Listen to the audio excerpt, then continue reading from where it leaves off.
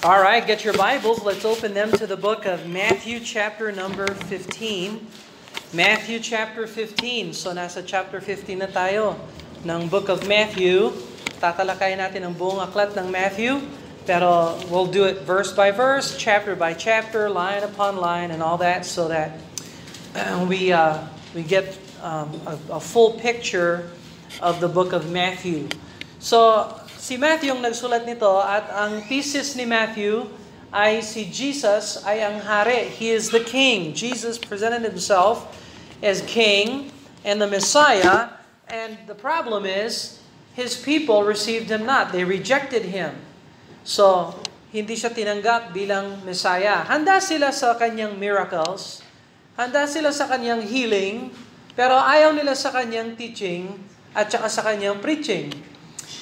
So, we begin in Matthew chapter 15. Now, in Matthew chapter 14, last time, nakita natin yung rejection sa kanya ng Hasmonean family at saka ng Herodian family.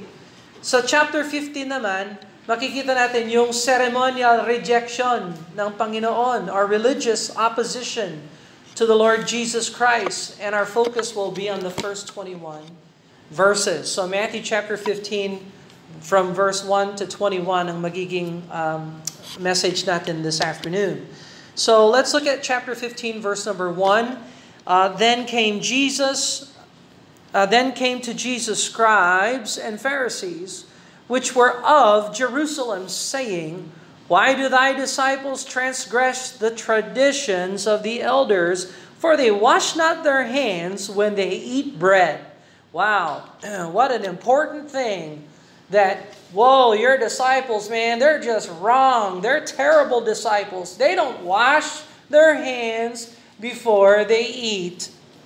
Now, let's pray and we'll get into the message and see what the Lord has for us. Father in heaven, we thank you, Lord, for the Word of God. We thank you, Lord, that we see the heart of the Savior in dealing with people and making sure that the important things are important more than just the exterior things. I certainly pray that the Holy Spirit of God would speak to our hearts, help us to understand the context, help us to interpret the passages correctly, and help us to make the proper application. We ask that your Holy Spirit would deal with us. In Jesus' name, amen and amen. So, dumating yung balita sa mga scribes and Pharisees. Pero pansinin mo, notice in verse number 1, they're not just regular scribes and Pharisees. Matthew makes a point here that they were of Jerusalem. Now, where was Jesus when he was preaching and teaching this? He was in Galilee. Well, if you know your Bible geography, Jerusalem is south, Galilee is north. They came from Jerusalem to confront Jesus. So Jesus' fame was spreading. Everybody heard about his preaching and teaching, his healing, and his church planting ministries. And so they came from Jerusalem to confront the Lord. And notice their confrontation of him in verse 2. Why do thy disciples transgress the tradition of the elders? So, sa Jewish culture, marami silang mga tradisyon. Ang tawag sa kanilang tradisyon, Talmud. Sa Talmud, Jewish commentary on the scriptures, Jewish practices. Tapos meron pa silang Mishnah. Ano yung Mishnah? Well, there's basically Rabbi so-and-so teaches this, Rabbi so-and-so teaches this, linagay sa volume 1. Tapos Rabbi this, Rabbi that, volume 2. Well, there's about 100 volumes to the Mishnah. And so, tradition, so important to the Jewish culture. Tradition, I guess, is so important to everybody. We all have traditions. Alright, so ano kaya yung tradisyon ng US? Well, I could say there's a Thanksgiving tradition sa US. Ano yon, Brother Bill? Naglalaan sila bilang bansa ng isang araw na kung saan nagpapasalamat sila sa Diyos. Now, that's the nice thing. But the reality is, a lot of people don't even know the tradition for Thanksgiving anymore. They look at Thanksgiving as Turkey Day. Okay, yun na lang. It's just a day to get together and to just have fun and friends and family and eat a lot of food. Amen. I like that. But, hindi yon ang purpose ng first Thanksgiving when it was proclaimed by the first president, George Washington ng US. Now, may iba't ibang mga bansa. Korea celebrates Thanksgiving. They just celebrated their Thanksgiving Day. And there are many other countries, probably 12 or so countries that have Thanksgiving Day. Philippines doesn't have Thanksgiving Day. So, grabe no? Sa dami-dami ng holiday sa Pinas, walang holiday na nagpapasalamat sa Diyos, sa kabutihan ng Diyos. Sana, kung gusto ninyong magdagdag ng holiday, dagdagan nyo yung Thanksgiving Day. Okay? Pero, wala naman tayong authority sa salita ng Diyos na magkaroon ng Thanksgiving Day. That is a tradition. Kapag ang paniniwala mo o yung practice mo hindi nakasalalay sa Bible, ang tawag dyan ay tradisyon. O, halimbawa, hymn books. We use the hymn book. Is that Bible or is that tradition? It's tradition. They didn't have hymn books in the Bible days. So, we have to be careful na yung tradition ay hindi ilalagay natin sa level ng Scripture. Do you see that? Okay? Catholic Church. Marami silang mga tradition, hindi base sa Bible, pero inaangat nila yung tradisyon sa level ng Bible. That is Roman Catholic. Protestante, the same thing. Meron din mga practices ang Protestante, wala sa Bible, pero linalagay sa equal terms ng Bible. Halimbawa, yung pagbinyag ng baby. Catholic and Protestant practice hindi immersion. Baby baptism. We say, o di ka sprinkling, or yung Greek Orthodox, linulubog talaga yung baby sa tubig. Sandali lang nga lang. Ganun lang. So, parang naligo yung bata. Nasashock yung bata. Anyway, but where did they get that tradition? It did not come from Scripture. The Bible does not address baptism of infant. Kasi, lahat ng kandidato ng baptism, nagsisi at sumampalataya kay Kristo. Yung baby ba, pwede ba siyang magsisi? Wala sa tamang isip. Okay? So, wala pa sila, inosente pa sila, kung baga, they are exempt. Wala, kung mamatay ang isang sanggol, they go to heaven. Automatic. Base yan sa turo ng salita ng Diyos. And we don't have time to examine that. Pero kung i-examine mo ang Bible, makikita mo talaga sa scriptures, nilaan ng Diyos ang langit para sa mga kabataan. Theirs are the kingdom of heaven. Now, we need to examine our tradition and make sure na ilagay natin sa tamang pwesto yung tradition natin. At hindi natin ilalagay sa equal terms ang salita ng Diyos. In fact, kung meron tayong mga tradition na hindi biblical, dapat alisin natin sa buhay natin. Okay? Halimbawa, yung tradition ng pagpe-pray para sa mga patay. Nandiyan ba yan sa Bible? Wala. Wala sa Bible. Ipag-pray mo yung kaluluwa ng yumao kong nanay o tatay or kamag-anak o kaibigan. Ipag-pray natin ang kanyang kaluluwa. Praying for the dead is not in the Scriptures. Now, it is in the Apocrypha. It is in 2 Maccabees. But the Apocrypha is not Scripture. That's why it's called Apocrypha. Ibig sabihin, mga tinago. Hindi, pag si Apocrypha, 12 books yun, extra, na wala sa Bible natin. Dahil wala sa original Hebrew manuscript. At saka Greek Textus Receptus, wala yung mga yon. Now, sa Catholic Church, meron silang mga dagdag na books. At yon, Prayer for the Dead, nandoon, 2 Maccabees. Okay? So anyway, so alisin natin sa practice natin yung pagpe-pray para sa kaluluwa na yumao na. At sabi ng Bible, it is appointed unto man once to die, after this the judgment. So yung judgment pala, susunod yun pagkatapos ng kamatayan. Question, kapag nilagay ng Diyos ang isang kaluluwa sa impyerno, ano kayang pwede natin gawin para alisin yung kaluluwa na yan sa impyerno? Wala tayong magagawa. Bakit? Hindi tayo ang hustisya, hindi tayo ang Diyos na humusga sa tao. Alright? And also at the same time, huwag nating husgayin ng tao. Hindi natin alam. Ang alam lang natin yung sarili natin. I know I'm saved. I cannot vouch for you if you are saved. I know I am. And so you can't put me in heaven. I'm already there in spirit. So when I die, you don't have to pray for me to go to heaven because I'm there. To be absent from the body is to be present with the Lord. Amen? So, ganun din, kapag ang tao namatay, wala siya kay Kristo, kahit na ipag-pray mo yan, hindi aalis sa impyerno yung kaluluwa ng tao na nilagay ng Diyos doon. Kasi paano nakaabot sa impyerno ang isang kaluluwa? Hinatulan siya ng Diyos at nilagay siya ng Diyos doon. Kaya ikaw naman, pasaway, Lord, maawa ka naman sa kaluluwa. Meron kasing humatol sa kanya na walang alam. Nilagay siya doon. Aksidente yun. You understand the foolishness of telling God where to put the soul. So, maling tradition, that's a bad tradition. That is not a biblical tradition. And we reject that tradition. Amen? So, it's common sense in Scripture.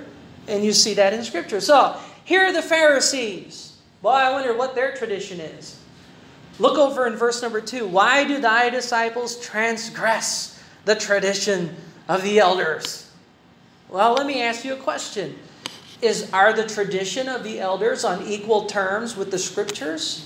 No. So, negative.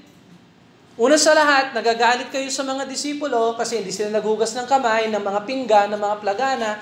Hindi sila naghugas, naglinis, pero kumakain naman sila.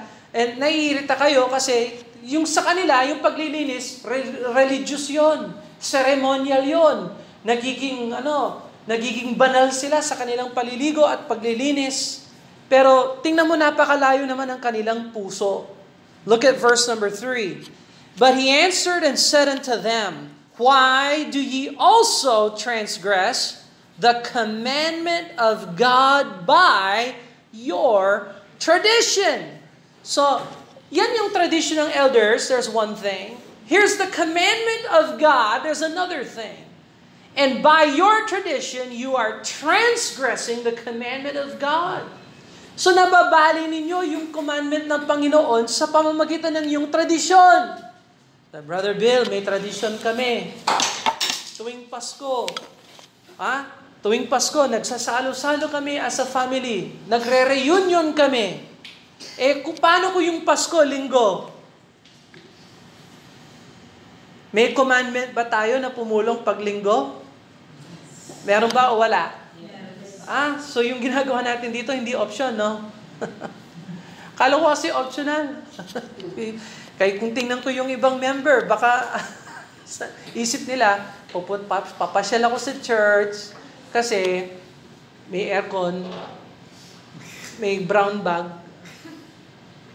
may pagkain paminsan kapag nag-stay ka ng 11. At saka, may oras naman ako, wala naman akong pasok, wala naman akong trabaho. Sige na, mag-church na nga. Ganun ba ang turing natin sa commandment ng Diyos? Question, kinommand ba ng Diyos na mag-church tayo? So, command talaga yan ng Diyos? May Diyos ba? Akala ko, baka tayo ang Diyos ng buhay natin. No. God has a commandment. Ang sabi niya, forsake not the assembling of yourselves together as the manner of some is. Sabi niya, remember the Sabbath day. Si Brother Bill, hindi naman ito Sabbath day. I know. I understand. Pero kung binukod ng Diyos ang isang araw sa 7, dapat binubukod din ng Kristiyano ang isang araw sa 7. Ano yung araw natin? Sabbath? No. Hindi na Sabbath. First day of the week. Bakit? nung bumangon si Jesus, bumangon siya on the first day of the week. Nung pumulong yung mga apostol, pinulong sila ng Panginoon on the first day of the week. Hindi na sa Sabbath. Kung tayo ay mga Hudyo ng lumang tipan, yes. Blessed na blessed tayo. Dalawa ang araw na pagsasamba natin. Sabbath and Sunday. Pero hindi naman tayo mga Hudyo. At inalis na ng Diyos yung Sabbath. So we worship the Lord on Sunday. So the commandment of God will always be challenged. Challenge siya ng buhay. Yung buhay, maraming tradition. Nakaugali na namin ito. Tradisyon namin ito. Ito yung ginagawa namin kapag Pasko. Walang church. Oh, that's a bad tradition. So you're violating verse 3. You're doing what Jesus rebuked the scribes and the Pharisees about. Why do you also transgress the commandment of God by your tradition? So make sure, evaluate natin yung mga tradisyon natin. We all have traditions. So we make sure that our traditions do not violate the commandment of God. For verse number 4, here's what, ganito nila binali yung commandment ng Panginoon. Verse number 4, for God commanded saying, honor thy father and thy mother, and he that curseth father or mother, let him die the death. So yan ang commandment. So mababasa mo naman yan sa Exodus chapter 20, verse 12, Exodus chapter 21, verse 27. That's true. Did you know that in the Old Testament? If you dishonor or curse your father and mother, you will suffer the death penalty. Is that good law or bad law? Ano sa palagay nyo? Death penalty kapag sumuway ka sa magulang, kapag minura mo ang magulang, kapag sinumpa mo ang magulang, babatuhin ka hanggang mamatay ka. Is that good law or bad law? Sa batas natin ngayon, ano sa palagay nyo? Good ba yan or bad? Sa Pilipinas, walang death penalty. Kasi, hindi good law yung death penalty. Pero Bible law ba ang death penalty? Yes, Bible law yun. Kaya i-train natin yung konsensya natin na maging maka-Diyos, hindi makalupa. Yung makalupa, kawawa naman kasi yung mamamatay tao. Ba't natin siya patayin? Katulad ng pinaslang niya yung mga biktima niya. Pakainin na lang natin yan habang buhay. Sarado na lang natin sa presinto for life. Biro mo yung biktima niya, walang hustisya yung biktima niya. Yung pinatay niya, walang hustisya. Pero siya nabubuhay. That's not correct. That is anti-Christ, anti-biblical. So, yan, pag bumoto kayo ng kandidato, tanungin nyo, Sir, Ma'am, naniniwala ba kayo sa death penalty? Ay, hindi. Walang ganyan dito. Hindi kita bobotohin. Okay. Sayang lang yung vote ko. Brother Bill, is that biblical? Ay, ano? He that curseth father or mother, let him die the death. Inulit pa yan ni Kristo. Is that Old Testament or New Testament na ngayon? New Testament na yan ngayon. Siyempre, base sa Old Testament. So yung Old Testament, pag hindi kinorek ng bagong tipan, implement pa rin yun. Kapag hindi inamendahan ni Kristo, implement pa rin yun. So sa mata ng Diyos, yung death penalty, is that good or bad? Good. Now, so sabi niya, yan ang dapat mangyari. Verse 5, but ye say, ayan na, dito ngayon salungat yung Pharisees and Scribes. Dito ngayon yung makikita, yung pagtaas ng tradisyon, labag sa commandment ng Diyos. But ye say, ito ngayon, quote ngayon sa kanilang tradisyon, whosoever shall say to his father or his mother, it is a gift, by whatsoever thou mightest be profited by me. It is a gift. So ganito yon. Nag-ipon ng pera yung tao at dapat yung kanyang magulang, inaasahan yung tulong sa kanya at yung inipon niyang pera, ibibigay niya yan sa magulang niya pang retirement nila. Pangtulong sa kanilang health, pangtulong sa kanilang retirement. Kasi wala na silang lakas para tumulong para sa tahanan or whatever. Pero imbis na ibigay sa kanila yung inheritance or yung pera, sasabihin ng bata, sasabihin niya ng mama, sabi niya, it is a gift. Ay, offering pala ito sa temple. Hindi ito para sa iyo, Nay. Hindi ito para sa iyo, Tay. Ito para sa temple, para sa mga Pharisees, at saka sa mga scribe, at saka sa Sanhedrin Council, sa lahat ng mga leaders namin. Ibig sabihin, yung obligasyon nila na tulungan yung kanilang mga magulang, honor thy father and thy mother, hindi nila mai-fulfill yan sa buhay nila dahil hindi nila bibigyan ng pera yung kanilang nanay, tatay, pantulong. Do you see what they did? Ginamit nila yung tradition. This is a gift. Korban, ang sa original Hebrew. Korban, this is a sacrifice. Hindi ko pwedeng ibigay sa inyo. Ibibigay ko to sa temple. So, sino makikinabang sa pera? Parents or yung temple? Temple. Eh, yung pera na yun, nakalaan para kanino? Parents or temple? Parents dapat. Now, hindi ko sinasabi na kailangan, pagdating sa pera, alam nyo yung purpose ng pera na yan. Kung yung purpose ng pera, tithes and offerings, ibigay nyo yan sa church, sa Panginoon. Kung yung pera na yan, nilaan mo yan pang retirement, pang security, for your honoring your father and your mother, which is part of the law, huwag nyong ilagay yung pera nila sa offering. Mali yun. O itong pera na ito, pambili ng ganito. That is budgeted, you give it to the appropriate budget. You understand that?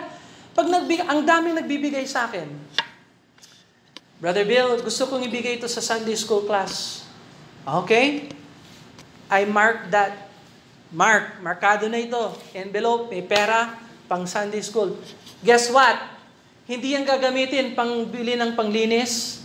Hindi gagamitin pang bili ng pagkain or whatever. Pang Sunday school, ibig sabihin, ibibigay sa Sunday school ministry para merong snacks yung mga bata o damit or whatever na kailangan ng Sunday school ministry. Malinaw ba yan? Okay. So, yun, may nagbigay sa akin noon. Brother Bill, gusto kong ibigay ito sa mga families ng church ninyo. Naalala nyo nung pandemic? Kaya naka-receive yung mga families dito ng pera. Yan ang sinabi sa akin. Ito, ang purpose ng pera na ito ay para sa mga families ninyo. Sa church ninyo. Kaya nung pandemic, nakapagbigay kami. Ito sa inyo, ito sa inyo, ito sa inyo, ito sa inyo. Hindi pwedeng sabihin, ay hindi, para sa church yan. Sige, general, church, hindi ganyan ang budget. No. Lahat ng pera, kailangan may purpose. Kung pinurpose mo yung pera na yan para sa magulang, dapat ibigay sa magulang. Sa oras na ginamit mo yung pera sa mali, that is, ano bang tawag doon? Grafting ba yun? Halimbawa, binigyan ka ng pera, ginamit mo sa iba. Ano ba yun? Misappropriation ng funds, di ba? Ano ba yun? Misappropriation ba? Tama, no? Misappropriation. Misappropriation. Hindi basta-basta. This is very, very important sa Panginoon. And so, eto naman yung mga tradition nila, kinuha nila yung pera na designated sa parents, tinawag pa na sacrifice para sa Panginoon daw. That makes it even worse. Okay? So verse number 6, and honor not his father nor his mother, he shall be free. Malaya siya. Kahit na hindi niya in-honor yung magulang niya, malaya siya. Thus have ye made the commandment of God of none effect by your tradition. So ito yung commandment ng Panginoon. Binaliwala ninyo yung commandment ng Panginoon para makuha ninyo yung tradition ninyo. Do you see the problem here? You make the commandment of God of none effect. Walang effect sa buhay ang salita ng Diyos. So, ganun talaga tayo, no? Pasaway talaga mga Kristiyano. Tingnan mo, pasaway. Ang linaw ng salita ng Diyos. Mag-church sa linggo. Nagagawa ba ng Christian yon? Hindi.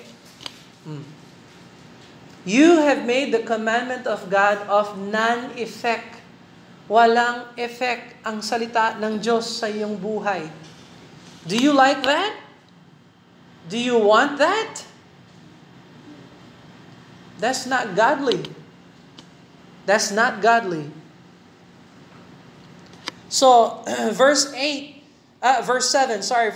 Ye hypocrites, well did Isaiah the prophesy of you saying, so ngayon, punta ka sa Isaiah 29:13, mababasa mo ito. Verse 8, This people draweth nigh unto me with their mouth, and honoreth me with their lips, but their heart is far from me. Okay sa bunganga, okay sa bibig, okay sa labi, pero wala talaga sa puso. Do you understand this is exactly where we are in Christianity? Sa buong Christendom? Ang dami nagsasabi, yes, ako ay Kristiyano, pero tanungin mo, paano mo alam na Kristiyano ka? Malay ko. I don't know. Hindi naman ako Muslim. Ang babaw ng dahilan. They don't have a personal relationship with Jesus Christ. In their heart, the heart is not there. Kaya sasabihin ko sa inyo, wala sa forma ang Kristiyano. Hindi panlabas ang pagiging Kristiyano. Ang pagiging Kristiyano ay nasa puso. It is your heart. Na kung yung heart mo tama sa Panginoon, wala nang magsasabi sa iyo, tara mag-church tayo. Kasi yung heart mo na kay Kristo, kung nasaan si Kristo, nandun ka. Do you understand that? May maliit kasi yung church natin. Sige, maghanap ka ng malaking church. Basta nandun si Kristo. Question. Nasa size ba ng church ang presensya ng Panginoong Jesucristo? Anong sabi ng Panginoon? Where 2 or 3 are gathered together in my name. Okay. So kahit na tayo lang, 2 or 3, salamat, medyo exceed tayo ng 3. May bonus pa tayo. Amen? Basta nandyan si Kristo, yun ang importante. So kung yung heart mo tama na kay Kristo, pinipilit ka bang mag-church? Kung napipilitan ka mag-church, baka yung puso mo may problema. Mahirap ba mag-church? Mahirap pag yung pastor nagpipreach. Kala ko kasi ang isip ko mag-church para lang ma-bless ako ng Panginoon. Hindi blessing ito, blasting ito. Or whatever, something like that, I don't know. But the point is, wag tayong hypocrite. Wag tayong hypocrite, pakitang tao. Hindi naman i-bless ng Diyos yung pakitang tao. What is the point of being a hypocrite? Why do you want to be a hypocrite? We don't want hypocrite. Allow your heart to have a relationship with Jesus, and then all His commandments will be light, will be easy. Kung mahal mo si Kristo. Now, it says here, The people draweth nigh unto me with their mouth, and honoreth me with their lips, but their heart is far from me. But in vain they do worship me, teaching for doctrines the commandments of men. Yun ang tradition. So naalala nyo, commandments of God. Yung tradition, commandments of men. Commandments of men. Okay. So, sa pag-church natin, kailangan ba na naka barong? Is that a requirement by Scripture? Ha? Hindi! Say, Brother Bill, ba't ka nagbabarong? Kasi ito ang formal wear sa Pilipinas. Sa US, hindi ako nagbarong din ako doon para ma-explain ko naman ang barong sa mga ka-church ko doon. Okay? Pero pag nandun ako, naka-tie, shirt and tie ako. Tsaka malamig naman talaga doon. Talagang mag-necktie ka para mainit. Dito, hindi ka pwede mag-necktie. Sige, pwede ka mag-necktie. Kung gusto mo mag-necktie, wala akong problema sa'yo. Joe, gusto mag-Amerikana? Sige. Wear your suit, Joe. One Sunday is okay. But it's not required of Scripture. It's not required of Scripture. The important thing is you come to church with the heart right attitude. And if your heart is right, your dress will be right. That's right. You see? Your dress will be right if your heart is right. But in vain do they worship me. So, tinan mo, ano ang halaga ng pag-alay natin ng samba sa Diyos pero wala naman sa puso natin? What benefit is that? Is God glorified when we offer to Him vain worship? No. That doesn't glorify the Lord. And so if we're going to worship Him, let's worship Him in spirit and in truth. Okay? In truth. So verse number 10, He called the multitude and said unto him, Hear and understand, not that which goeth into the mouth defileth a man, but that which cometh out of the mouth defile a man. Kaya tingnan nyo, kayong mga Pharisees and Sadducees, akala ninyo nasa pagkain ng mali. Tuturuan ko ngayon kayo ng doctrine, ng biblical doctrine, sabi ni Jesus. Ang nagpapasira, ang nagpapadumi sa tao ay hindi yung pinapasok niya sa kanyang bibig. Then his disciples said unto him, Knowest thou the Pharisees were offended after they heard this? Oh, Jesus, hindi mo ba alam na offend yung mga Pharisees nung nakinig sila sa'yo? Huh? Ano sa palagay mo? Tinablan si Jesus ng offense ng Pharisees? No. Jesus could never keep them because they never wanted Him. So if Jesus had to adjust for the Pharisees, He would no longer be the Messiah, the Son of God.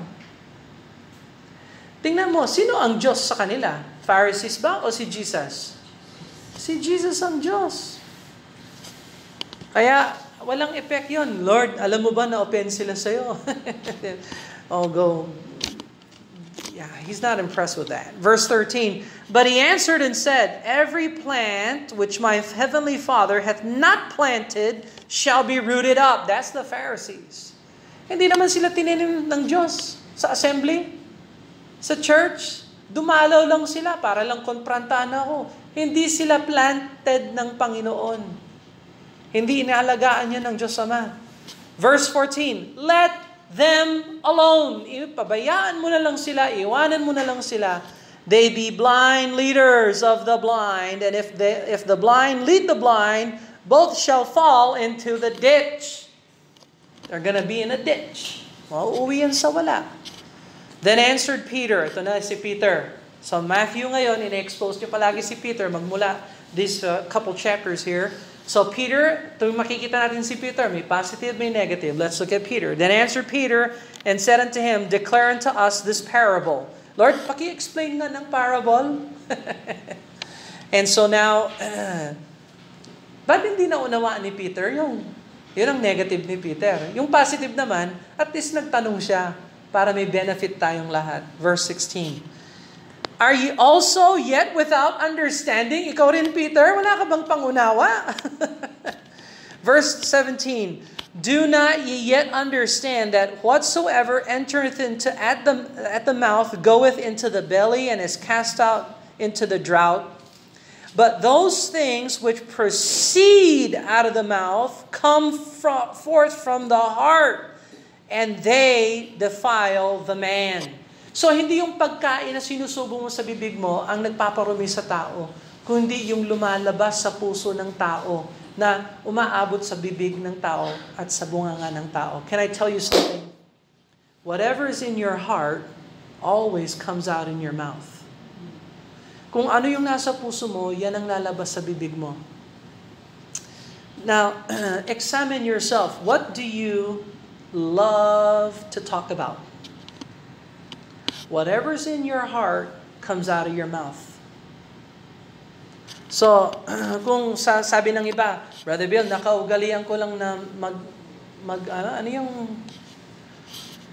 yung cuss word? Magmura. Naugalian ko magmura, Brother Bill. Hindi, no. Sa Bible, puno kasi yung puso mo ng masama. Kaya lumalabas sa bibig mo yung pagmumura.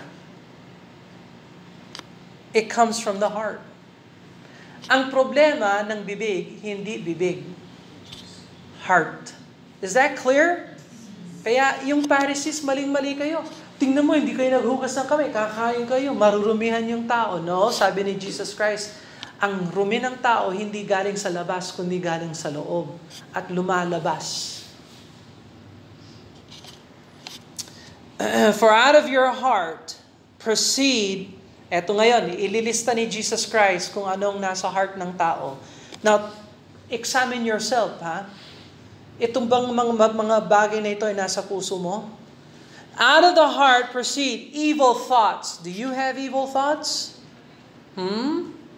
Are your thoughts evil or not evil sometimes? Are they sometimes evil? Yes.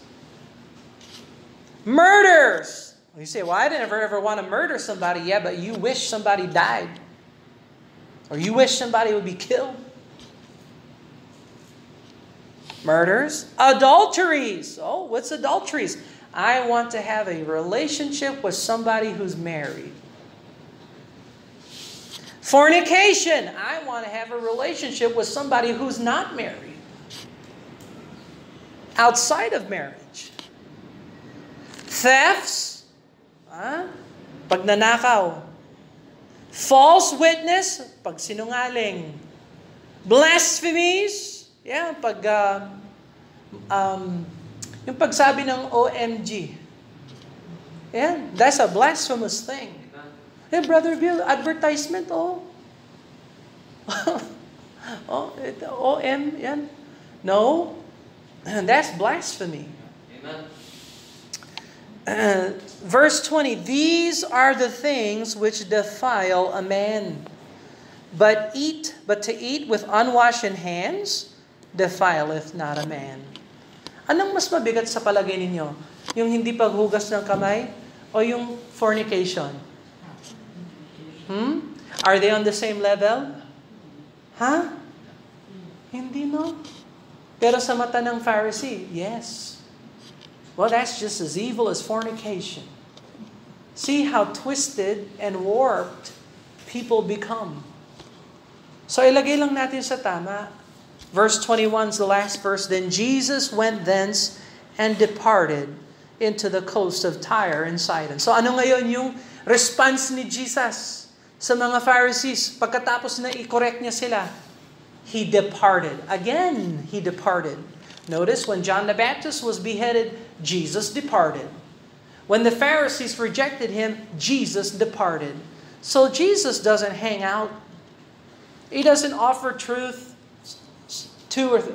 more than 2 or 3 times. He tells the truth over and over. He teaches, and if you don't receive the truth, he moves on. He departs. So Matthew is bringing us to this practice. Opposition and withdrawal. Opposition and departure. So, corrupt mouth, corrupt plant, corrupt heart. And that's the whole idea of this, is yung practice ng mundo natin, externalism, panlabas. Pero ang kailangan natin, hindi yung outward religiosity. Ang kailangan natin yung true godliness ng heart. Amen? True godliness ng heart. Heart affects the mouth. Food is not the issue. Okay, so nasa bagong tipan tayo. Amen? Pwede na bang kainin yung mga ibang yung ibang putahe na pwedeng kainin? Yes. May bawal? May bawal ba? Sa pagkain, sabi ng Bible, nothing to be refused. So, bumisita kami sa probinsya. May papaitan. Pwede bang kainin ng papaitan? Pwede o hindi? Kung New Testament believer ka, sige, pwede. Bopis. Mahilig ba kayo sa Bopis? You know Bopis? You know Bopis, Marcia? Nothing to be refused.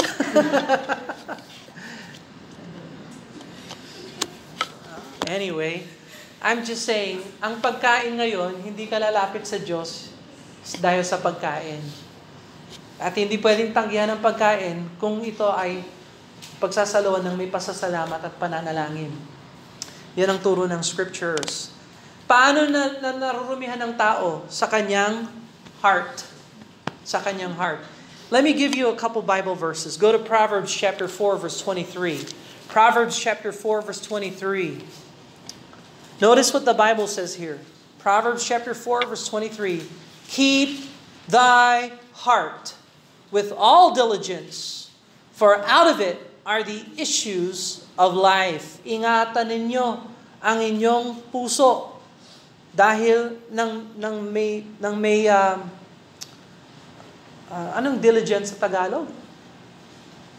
Nang may pagsusuri ng maayos. Dahil nanggagaling sa puso ang lahat ng mga bagay ng buhay. So, ingatan nyo yung heart ninyo. Okay? So, halimbawa, after church, na-sanctify yung heart natin sa salita ng Diyos. Halimbawa, kanina umaga, ang ganda ng salita ng Diyos this morning. Walk in love. Ganda ng message. Kung paano na-bless tayo kay Christ, ngayon pwede tayong lumakad sa pag-ibig. Example natin si Christ. Na-sanctify yung heart natin. Ngayon, paglabas natin, ingatan nyo yung heart ninyo. Na sumunod tayo sa salita ng Diyos. Pag-uwi sa bahay, panatilihin ang salita ng Diyos. Pagdating sa eskwela, panatilihin ang salita ng Diyos. Pagdating sa trabaho, panatilihin ang salita ng Diyos. Monday, Tuesday, Wednesday, Thursday, araw-araw na sa salita ng Diyos, ingatan ang puso natin. Sapagkat doon lumalabas sa puso natin ang lahat ng mga bagay ng buhay. So, Romans chapter 14. Romans chapter 14. Kaya pala, Brother Bill, mahalaga ang church. Kasi dito natin natututunan na ingatan yung puso natin. By the way, saan ka makakarinig ng ganyang teaching? Sa eskwela? Sa mga kabats mo? No. You get the biblical instruction from the church through the scriptures. If it's a biblical church. Kung hindi naman biblical yung church, di ba't ka nag-church? Hindi naman Bible. Romans chapter 14, verse 14. Romans 14, verse 14. I know, and I am persuaded by the Lord Jesus that there is nothing unclean of itself, but to him that esteemeth anything to be unclean, to him it is unclean. So, Brother Bill, anong ibig sabihin nun? Ganito yon. Walang masama sa anumang bagay, pero kung yung konsensya mo, linalagay mo sa masama, magiging masama yon. Okay, I give you one example. I love Marcia. She's my wife. I give her a kiss. Is that good or is that bad? Yung mga kabataan sabi, yak. That's yak. That's yak. Okay. Bakit? Kasi sa kanila, it is unclean. Do you see what the scripture says? There is nothing unclean but to him that esteemeth anything to be unclean, to him it is unclean. Masama ba na halikan yung asawa mo? Hindi naman. Yung mga young people, nagkakandara pa. Okay, question. Kung halikan mo yung girlfriend mo, o halikan mo yung boyfriend mo, masama ba yon? Yes. Bakit masama? Correct. Kasi hindi kasal.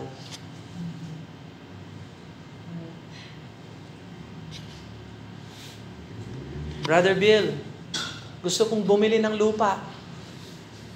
pero wala akong pera. Makakabili ka ba ng lupa kung wala kang pera? Ha?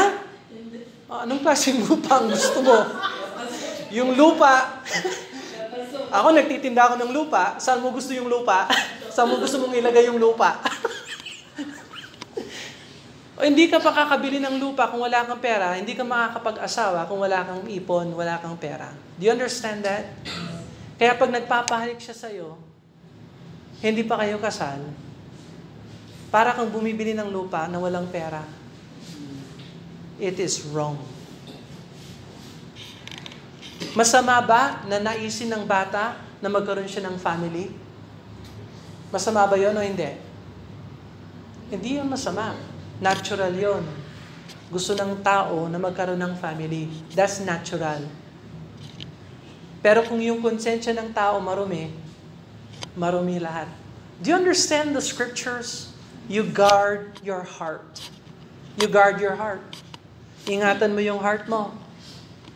Ay, yan ang turo ng Panginoong Jesucristo. Yung tradition natin pwedeng maging mas labag sa salita ng Diyos, maging walang effect ang salita ng Diyos. Maaari bang mangyari ito sa Kristiyano? Yes. Yung heart natin ba, may puno ba ng evil thoughts, murders, adulteries, fornication, theft, false witness, blasphemies? Kung hindi natin ingatan yung heart natin, mapupuno yan ng ganito. Do you understand that? Is this clear? Okay. So the heart of man is the heart problem. But God can transform the heart. Jeremiah 23. Last verse, Jeremiah 23. Jeremiah 23, verse 29. Jeremiah 23, verse 29. Tingnan mo sabi ng Bible, is not my word like as a fire, saith the Lord, like a hammer that breaketh the rock in pieces. So, Brother Bill, matigas talaga yung puso ng tao. Hayaan mo lang yung salita ng Diyos ang dumapo sa Kanya. Kasi ito ay parang apoy at parang martilyo.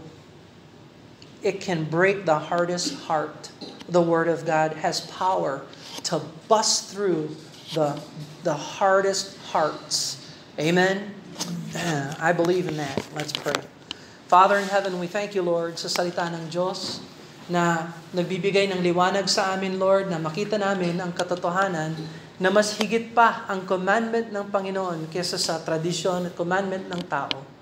Help us to evaluate, Lord, yung sarili naming heart na wag itong maging puno ng evil thoughts, ng thefts, ng fornications, ng adulteries, murders, and other things, Lord, blasphemies, na maging malinis po yung puso namin, lalo na sa pakikinig ng salita ng Diyos. Binibigyan mo na naman kami ng bagong opportunity na maging malinis sa puso at i-implement ang mga bagay na natutunan namin sa salita ng Diyos. Nawa hindi namin makalimutan ito. Nawa ma-practice talaga namin yung Proverbs chapter 4 verse 23 to keep the heart with all diligence, Lord. Yan ang pinaka-importante na dapat namin gawin. Na ilagay namin sa heart namin ang commandment ng Diyos. Huwag matakot sa tao, matakot sa Diyos. We love you, Lord. We ask your blessing upon us in Jesus' name. Habang nakayuko ang ulo,